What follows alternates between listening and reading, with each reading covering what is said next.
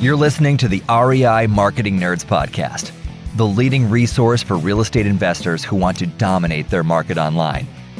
Dan Barrett is the founder of AdWords Nerds, a high-tech digital agency focusing exclusively on helping real estate investors like you get more leads and deals online, outsmart your competition, and live a freer, more awesome life. And now, your host, Dan Barrett.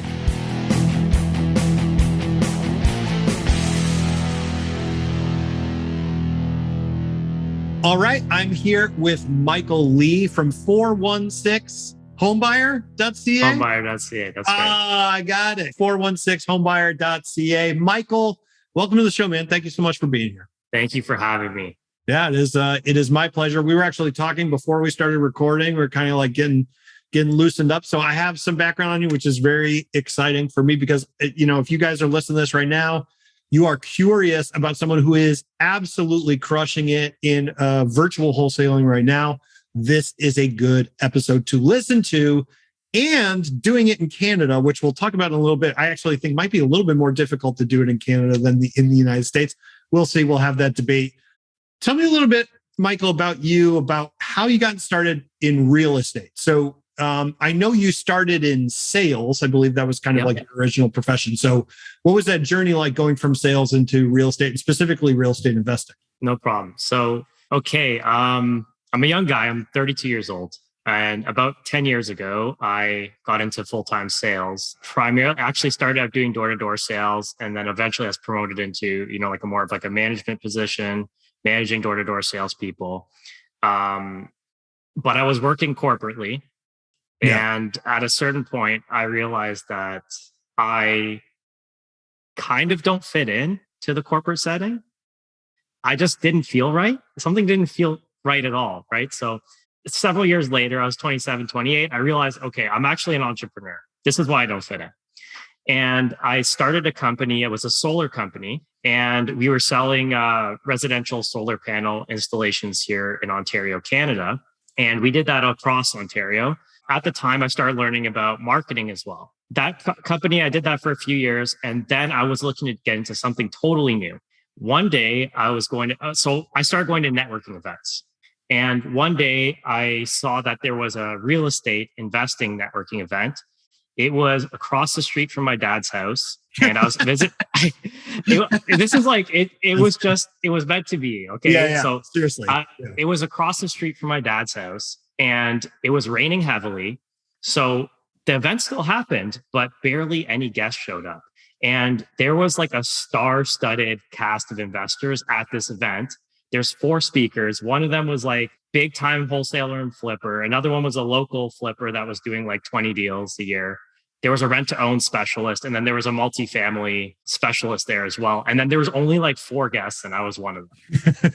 And this one person in particular, he's actually now I could say his name, right? We talked about this. Sure. Yeah. Go for it. So he's the biggest wholesaler in Canada. His name's Luke. And he was one of the speakers. And he was doing a case study that day about how he did a wholesale and he made like 80 grand doing a wholesale. And he's like, yeah, I worked about 3 hours total.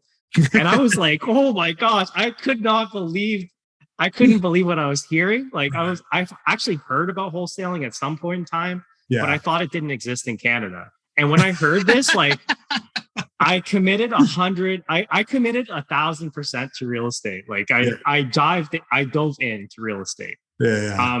The next day, I didn't tell you this part before the call, but the next day I jumped on the Kijiji, which is the Canadian version of Craigslist. Okay. And I literally called every single person on there, both for rent, for sale. And I knew that I need to learn how to wholesale. Right. So I was calling people. They were like 3 hours away driving distance. And I was like, yeah, you know what? I'm in your neighborhood. I'm going to come do a walkthrough at your house. I'm really interested in buying this house. And so I really dove in 100%. Like now I've got to be 3 hours away in half an hour. I've got to be there to do a walkthrough on this.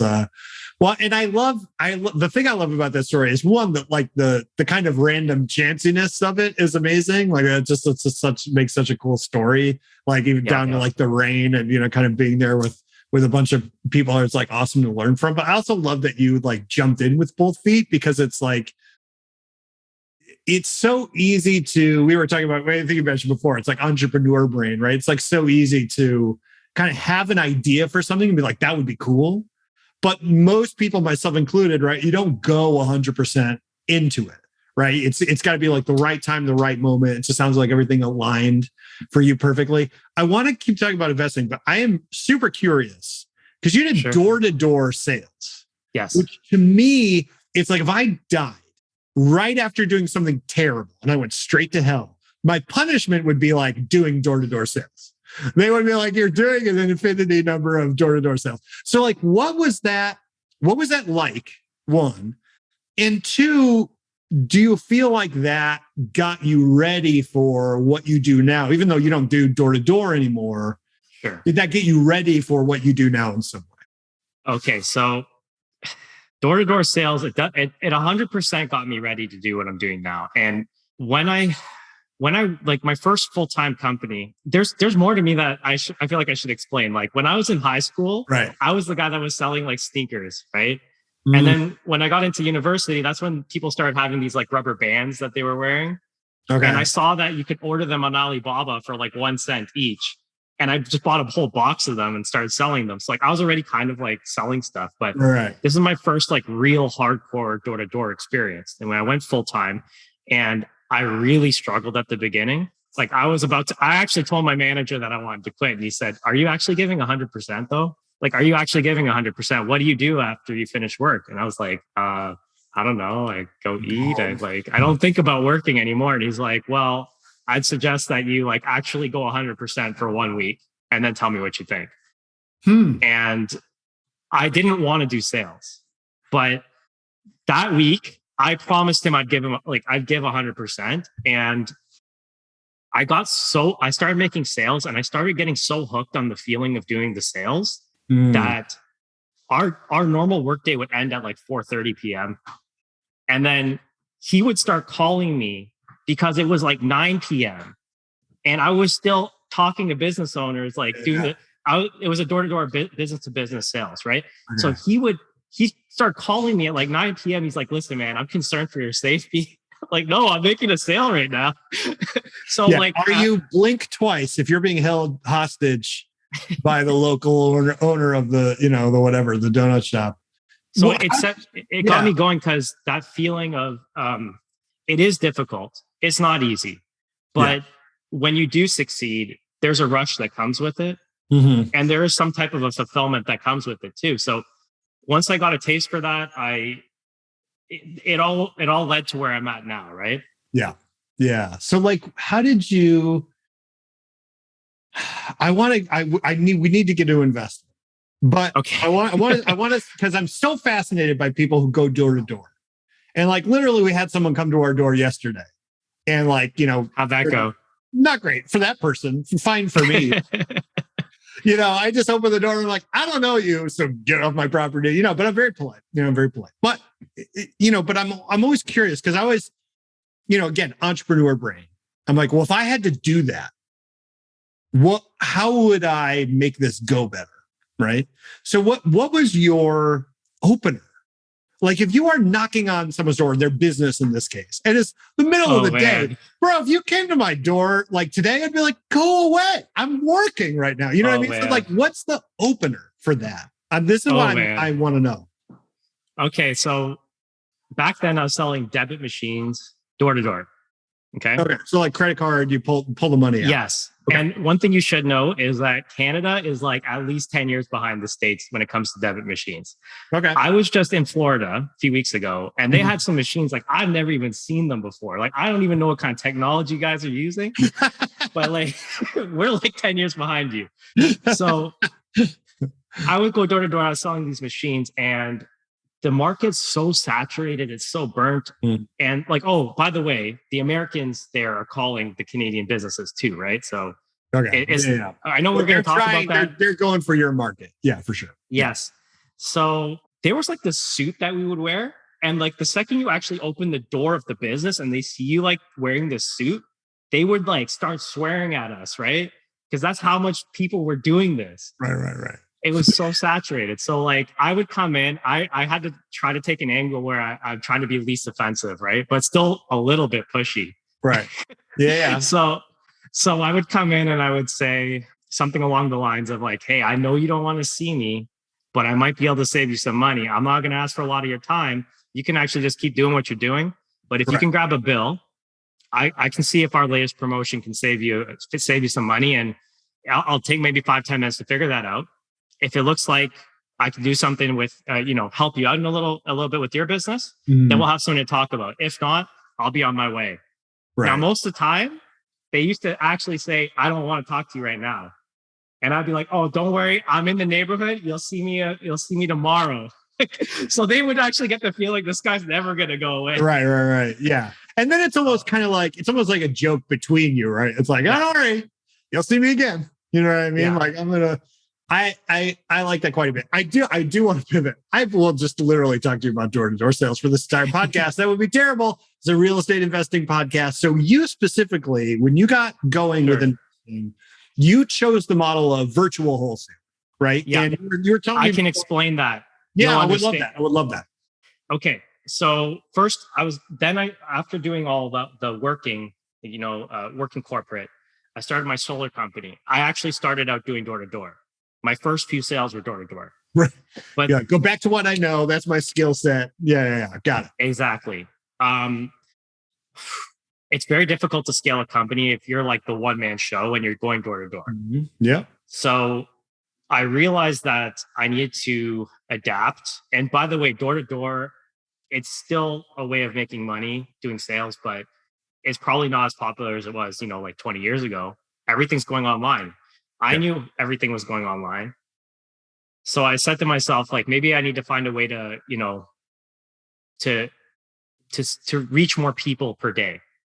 And I turned to online marketing. So I actually started doing my own Facebook and Google ads for my company. And I was like blown away at the beginning how much sales you can make by doing this, right? Yeah. So then I just stuck with what time was this roughly?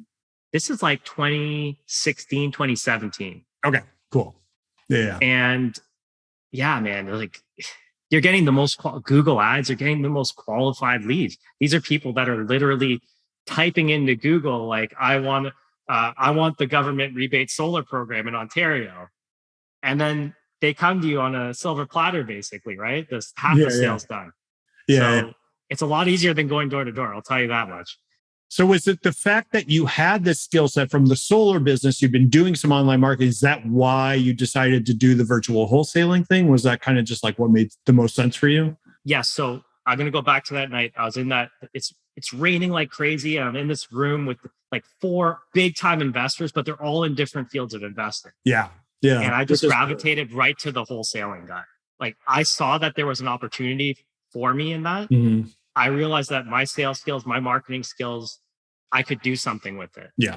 And I felt that I actually had an opportunity to get into real estate investments. I didn't have a lot of money. Like I wouldn't be able to buy a house cash with my own money, right? Right. Yeah. But I saw that I could talk to people and I could get leads, especially online leads. So I saw that there was an opportunity. So let's talk a little bit about wholesaling in Canada specifically, right? Because, we were talking before the podcast, I've been doing this, the lead generation for real estate investors thing for about a decade. And 99.5% of our clients are in the States, right? But the vast majority of clients we've gotten in Canada have come over the last few years. So to me, from the outside, it seems like it's getting more popular there. Give me a sense of like how well known is investing in Canada? Like, do you have a lot of competitors? Like what is that market like? And culturally, where does it fit for you? Because I do feel like investing, it has deep roots in the States, deep roots meaning since like the 80s. So, deep roots for the United States. But, how does it fit in terms of the Canadian sort of home buying culture, if that makes any sense? Sure. And I'm going to give you my perspective coming from Toronto, Ontario. So like pretty much like one of the biggest cities in Canada, right? Gotcha. Investing is definitely like there are a lot of real estate investors. There are a lot of real estate agents. I think in Ontario, there's like 40 or 50,000 agents. Wow. So even if you're not competing with other real estate investors per se, you're still competing with those agents to get, they want listings, and you're looking for not necessarily the most listable houses, but they are trying to get listings as well, right? Mm-hmm. As far as other wholesalers or flippers, what I have seen is when I got into the business, there was a level of saturation, but everyone that I've met that's pretty successful with wholesaling and investing, most of them have started over the last 5 years. So I would agree with you that it's picked up. I think there is a level of there is definitely competition. If you try to buy a domain name for like a house buying domain name in Canada, like the way I got 4and6homebuyer.ca was I literally just kept typing in domain names until I got something that wasn't taken, and I just went with it. There was no like branding strategy behind it. So you had typed in 415 domain names. You're like, 1 homebuyer.ca. Nope. 2. And you got the 416. You're like, that's the one. The 416 is the telephone code here in Toronto. But I tried so many things. I know it was a joke. I'm kidding. All right. So I'm super curious. So would you, we'll kind of pull back the curtain a little bit. So you're currently working with AdWords Nerds, right? So it's like, I know a little bit about your lead gen stuff. So tell me about when you got into investing, you started doing online marketing, you started doing Google ads, kind of what's that sort of in the beginning, that sort of phase of that. How is it going? And what were the difficulties you were running into just kind of in general? Myself personally running the ads? Yeah. Okay. So I would consider myself, first of all, I'm a business owner. And secondly, I'm probably, my main background is in sales. Yeah. So if I was to wear a certain hat in my business, if there was something that I was going to step into, it'd probably be the acquisition of new deals. Right. And not marketing. But I know a little bit about it enough to do it. So I was able to establish a consistent enough lead flow doing my own ads, but I wasn't able to scale them up to the level that I want to do.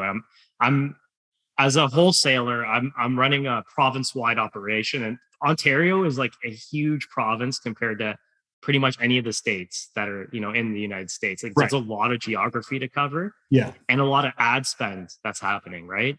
So at a certain point, I saw that I could probably get better returns if I work with like some real professionals, right? And that's why, that led me to, I heard your podcast. I got an idea of who you are. Yeah. And I gave you guys a call, and it's been great since then. Want to find motivated seller leads online, but don't know where to start? Download our free Motivated Seller Keyword Report today. AdWords Nerds have spent over $5 million this year researching the most profitable keywords for finding motivated seller leads. And you can grab these exact keywords when you download our report at www.adwordsnerds.com/keywords.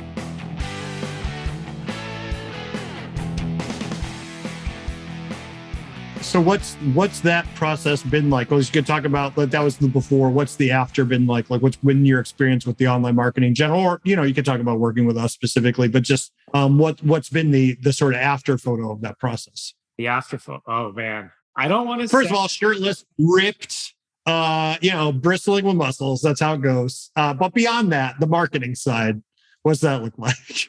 Okay. Well, I can say I've been working with AdWords Nerds now for like about 2.5 months. Yeah. Okay. There are definitely things you got to tweak when you're doing like a province-wide campaign. So I don't target every single place in the entire province. Right. Yeah. So we're definitely, I'm working with Patty and Justin on your team, and we're honing down the campaign right now. But I can tell you this much: we did pick up 2 deals so far.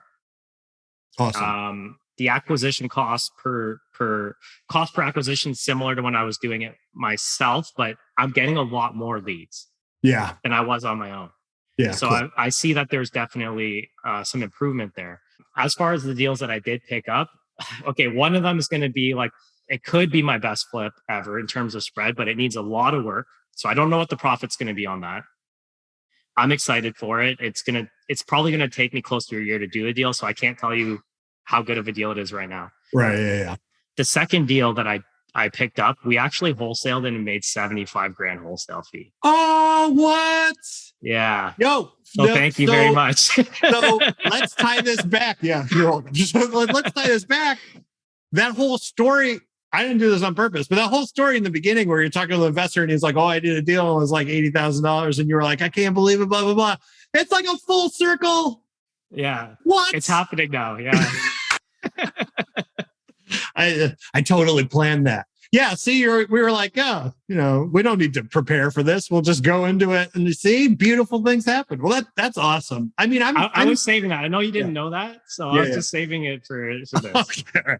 So this is a natural showbiz tendency you have. This is good. You got a sense for it. It's great. That's awesome, man. I mean, congratulations. I mean, that's such a cool story. I'm curious, so your sales is in your background. Right. And obviously lead gen, it's important. You got to get the leads in the door, but you also have to close the deals. This is also the big thing. And I think that one of the things that I always stress with our clients is having a sense of, hey, it's like we can generate all the leads in the universe. It's not going to matter if you're not getting in front of the sellers, if you're not following up, if you're not closing, right? It's like these things are critical. We all kind of know this. But I'm curious, with your sales background specifically, is there something you've brought to your sales process or something that you would want to pass on to investors that are listening to this in terms of their close process, their follow-up process? What does that look like for you? What do you bring to that process that you think makes it unique or makes it your own? Okay. I think actually, statistically speaking, most people give up after, 2 or 3 follow-up attempts. Yeah. And then for someone to follow up more than 5 times, it's like a 1% chance, basically, right? Now, when you're calling these types of sellers in particular, it's very hard to reach them on the phone. I would say that most people are hard to reach on the phone, but these people in particular are very hard to reach on the phone. So first of all, I would say just keep calling, and don't just call, text, voicemail, email, hit them with everything. We actually have we have a strategy we call the double tap. So if we call someone and they don't pick up, we literally just call them again right away. Yes, that's good. Because what does that mean, right? If my mom called me twice in a row right now, and once I let it go to voicemail and then she called me right back up again, I'm picking up the phone and be like, who died? Somebody died. What's happening? You know what I mean? So that's good. I like that. The double tap. Yes. So do they tend to pick up more on the second one because they're like, oh, this must be, or because I think if I get a call from a number I don't know, I'm just like, it's a robocall, whatever. I just let it go to voicemail, right? For sure. Yeah. Interesting. That's fascinating. One other interesting thing, I don't know if there's anything behind this, but so we still do the double tap. We try many different follow-up methods. Sometimes I would say that it takes 6 to 12 contacts on average to reach someone the first time. Yeah. And sometimes we'll text them and we'll say, hey, Justin, I saw that you inquired about selling your home. We've called a couple times and we're just trying to reach you. This is Michael from 416 Home Buyer. And you'll text them and there's no response. Right. And then you call them again later, not the next day. They don't pick up and you just text them again. Hey, Justin, just looking to get in touch with you regarding selling your house. And then I'll text them again. I will keep following up. Yeah. Are you still selling your house? ? Nothing. And then I just write Justin ? And for some reason, they tend to respond you just put their name ? It's but that's the 10th follow-up. So I don't know why, all the stuff before that, they don't respond, but they tend to follow up. To me, it's still funny because it sounds like you're about to call the police because you're worried about them. Look at Justin, you contacted me, Justin, and I'm going to be honest. I'm worried that you're passed out in your home somewhere with your cat eating your face or something. I'm going to call the police and have someone do a safety check on you. Are you okay? The funny thing is, a lot of times, they're not even annoyed that we kept calling them. They actually appreciate it. Yeah. Dude, it's I always say, everyone's life is so stressful. Everybody's life is so stressful. We all have so much stuff going on. And you imagine the average motivated seller. I always say, I don't want to stereotype all motivated sellers, but what do we know about motivated sellers? They are motivated for a reason. There's something going on that's not great. right? And it's probably stressful. It's probably something they don't want to think about at all. And so even if you reach out to someone, you're like, oh, I got to get rid of the house. The minute that willpower drains away, or your baby starts crying, or the dog starts barking, or whatever, you just want to deal with it, right? It's like, I don't know about you, but like my friends will text me and be like, hey, let's go out for drinks. These are people I've known my whole life. I love. And I'm like, I'll text you tomorrow. Like, I'm like, I just can't, but I can't bring myself to like get the energy. So it makes a lot of sense. And I think the fact that you change up how you follow up means to them that it feels more human, right? You're not just robocalling them a million times. You are putting something into it, just changing up the format. I think it makes a lot of sense, right? It's kind of a pattern interrupt where they're like, oh, it's a real person on the other end, right? I love that. And by the way, it's absolutely what we see as well. That 6 to 12 sort of outreach point is 100. So nearly where 50% of the deals come from online leads, right? It's like, if you are focused on that first 6 follow-ups and then you're like, nah, I'm gone. Or by the way, the thing that a lot of people will say is, someone else entered my information. I didn't really enter that information there. I'm like, yeah, people do that all the time. They just enter your information into forms. That's totally a thing that real people do. It's like, just keep following up. Just keep following up. And I think it makes all the difference in the world. Michael Lee, thank you so much for being here, man. This was absolutely amazing. You really brought it today, and I really, really appreciate it. For folks that want to follow up with you, where should they find you online if they want to go learn more about you or the company or what you do? Oh, man. Okay. You can email me I'm very reclusive, by the way. So all right. I'm not even Maybe like don't put your email out there. Just give you for a website. That would be fine too. Or you got social. My website is 416, the number's 416, homebuyer.ca. And you can email me at mike@416homebuyer.ca. We can set up a call. All right. Please do not abuse this young man's. Don't abuse me. People. But 416, the numbers 416homebuyer.ca. You can go there and check it out. I will link to that website on the show notes for this week's episode, which obviously you can get at adwordsnerds.com/podcast. But go to those websites, check him out. He's obviously doing some really interesting things. Michael, thank you so much for being here, man. I really appreciate it. This was great. Thank you so much for the invite, and thank you so much for having me. Thank you. Yeah, cheers.